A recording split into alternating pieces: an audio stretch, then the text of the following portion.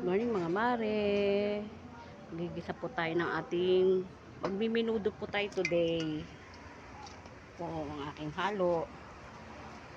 Kain ko muna itong mga mare itong carrot at saka itong ano lang to, decoration lang to sa ulam kasi hindi nyo nakakainin yan. Lalo na po yung carrot. Tinabay ko ang bell pepper kasi masarap yung ginigisa muna sila. Lumalabas ang kanilang Espiritu Santo. Yeah, may ganon. Natin itong atay mga mare.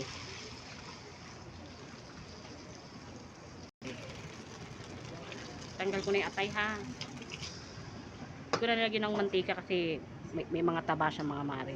So mga mare, lagyan ko pa siya ng tomato paste at di po ako naglagay ngayon ng tomato sauce mga mare.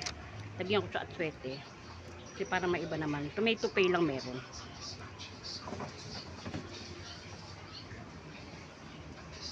Lagyan ko na siya ng magic sarap tsaka ng nor seasoning. Nilagay ko pa nor seasoning tsaka magic sarap. Nilagay ko na pong ating tomato paste. Mare. Tigas pa po siya, hindi pa po siya malambot.